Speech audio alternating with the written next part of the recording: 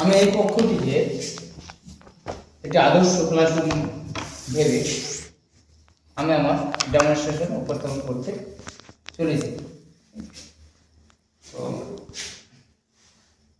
Good morning student, তোমরা সবাই হয়তো ভালো আছো। আনন্দিত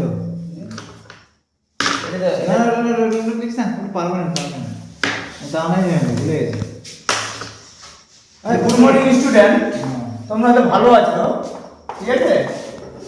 তো তোমাদের আগামী দিনে যে বিষয়টা পড়ানো হয়েছিল সেটা হচ্ছে শিখনের যে বিভিন্ন রকম তত্ত্ব কি হয়, শিখন কৌশলের বিভিন্ন রকম যে তত্ত্ব বা থিওরি সম্বন্ধে যে আলোচনা করা হয়েছে, তার মধ্যে প্যাভলভ অনুবর্তন তত্ত্ব এবং স্কিনারের শক্তি অনুবর্তন তত্ত্ব, এটা আগামী দিন পড়ানো হয়ে গেছে। আজকে আমরা যেটা শিখবো সেটা হচ্ছে, আজকের পাঠ হচ্ছে তোমাদের শিখনের থর্নডাইকের প্রচেষ্টা ভুলের শিখন তত্ত্ব। তো থর্নডাইক প্রচেষ্টা ও ভুলের উপর একটা তথ্য মানে তার একটা থিওরি আবিষ্কার করেছিলেন, সেটাকে বলা হচ্ছে প্রচেষ্টা ও ভুলের তত্ত্ব।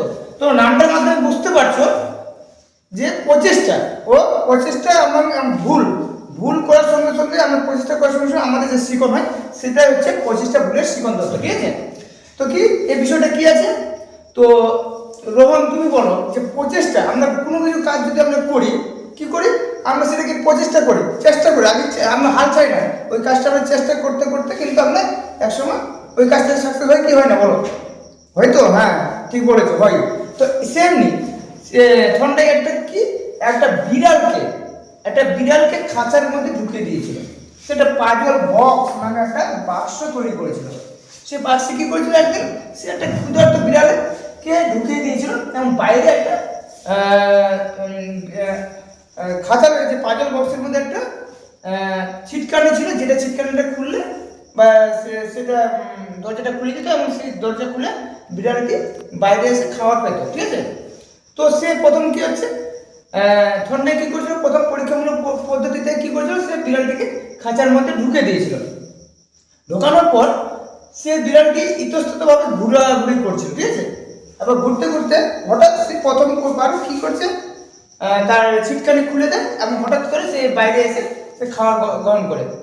তো দ্বিতীয়বার সে পরীক্ষামূলক দ্বিতীয়বার করা হয়, সে সেম পরিস্থিতিতে কি করে, সে আবার সে ছুটাছুটি করে কিন্তু আবার সে ছিটকানি খুলে দেয়, আবার খাবার গ্রহণ করে। এই যে আস্তে আস্তে যে তার যে কি হচ্ছে, তৃতীয়বার যখন করছে, যখন মানে বারবার যখন করার সঙ্গে সঙ্গে কি হচ্ছে, সে যখনই ঢুকাচ্ছে তখনই বেড়ে যাচ্ছে। এই যে তাদের ভুল প্রচেষ্টাগুলো আস্তে আস্তে প্রথমে কি করতো, প্রথমে সে যেখানে সেখানে ছুটাছুটি করতো, কিন্তু পরে কি হচ্ছে, সে যে ঢোকানো মাত্রই সে ছিটকানি খুলে দিচ্ছে এবং বাইরে এসে খাবারটা গ্রহণ করছে। এই যে প্রচেষ্টা, এমনকি প্রচেষ্টা করার সঙ্গে সঙ্গে তার ভুলগুলো আস্তে আস্তে সংশোধন করার মাধ্যমে সঠিক প্রতিক্রিয়ার মাধ্যমে সে যে খাবারটা গ্রহণ করছে, এটাকে বলা হচ্ছে শিখনের প্রচেষ্টা ভুলের তত্ত্ব। বুঝতে পারলে? এই যে আগে যে প্রচেষ্টা মানে কি হতো, আগে সে বিভিন্ন রকম চেষ্টা করতো কোনভাবে করা, কিন্তু যখনই সে বারবার যখন এই কাজটা যখন করানো হয় তখন তার কিন্তু ভুলের মাত্রাগুলো কিন্তু আস্তে আস্তে কমতে থাকে এবং সে সঠিক প্রতিক্রিয়াটা করে। এটাই শিখনের প্রচেষ্টা ভুলের তত্ত্ব বলেছে। তাহলে আমরা থর্নডাইক আর 8টি সূত্রের কথা বলেছিলেন। এই যে প্রচেষ্টা ভুলের তত্ত্বের যেমন তিনি 8টি সূত্রের কথা বলেছিলেন, সেই সূত্রগুলো কিন্তু আমাদের লাগবে। এটা কিন্তু তোমরা সবাই নোট ডাউন করে রাখবে। এই শিখনের তত্ত্বের যে বিভিন্ন রকম সূত্র থর্নডাইকে, এই শিখনের তত্ত্বগুলো কিন্তু তোমাদের পরীক্ষায় আসবে এবং এগুলো খুব ইম্পর্টেন্ট, ভেরি ভেরি ইম্পর্টেন্ট। শিখনের তিনি যে প্রচেষ্টা ভুলের তত্ত্বের যে তিনটি মুখ্য সূত্রের কথা বলেছিলেন আর 5টি গৌণ সূত্র বলেছিলেন। 5টি কি কি বলেছিলেন? 3টি বলেছিলেন। একটা হচ্ছে একটা অনুশীলনের সূত্র, একটা হচ্ছে প্রস্তুতির সূত্র, আর একটা হচ্ছে ফল লাভের সূত্র। আর 5টি হচ্ছে গৌণ সূত্র, সেটার নাম হচ্ছে আংশিক প্রতিক্রিয়া সূত্র, অনুসংখ্যামূলক সঞ্চালনের সূত্র, মানসিক অবস্থা সূত্র, সাদৃশ্যের সূত্র আর অনুসংখ্যামূলক সঞ্চালনের সূত্র।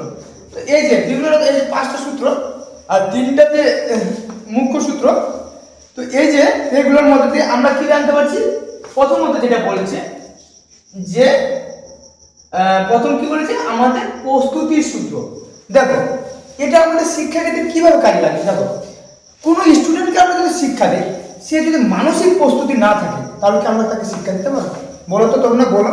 তুমি যদি ক্লাসে আসো, তুমি যদি মানসিকভাবে প্রস্তুতি না হয়ে আসো, তোমাকে আমি কি জোর করে শিক্ষা দিতে পারবো? শিক্ষা দিতে পারবো না। তার জন্য আমাদের শিশুদেরকে কিন্তু মানসিক প্রস্তুতিকে গুরুত্ব দিয়ে তারপর আমাদের শিক্ষা দিতে হবে। তারপর দ্বিতীয় হচ্ছে অনুশীলনের সূত্র। আমরা কোনো কিছু শিক্ষা গ্রহণ করার পর সেটা যদি আমরা অনুশীলন না করি তাহলে দেখবে তোমরা ভুলে যাবে। তেমনি কোনো কিছু কাজ করার সঙ্গে সঙ্গে সেটাকে আমাদের অনুশীলন করা দরকার। যদি আমরা না অনুশীলন করি তাহলে দেখবে একসময় আমরা সেটা ভুলে যাবো।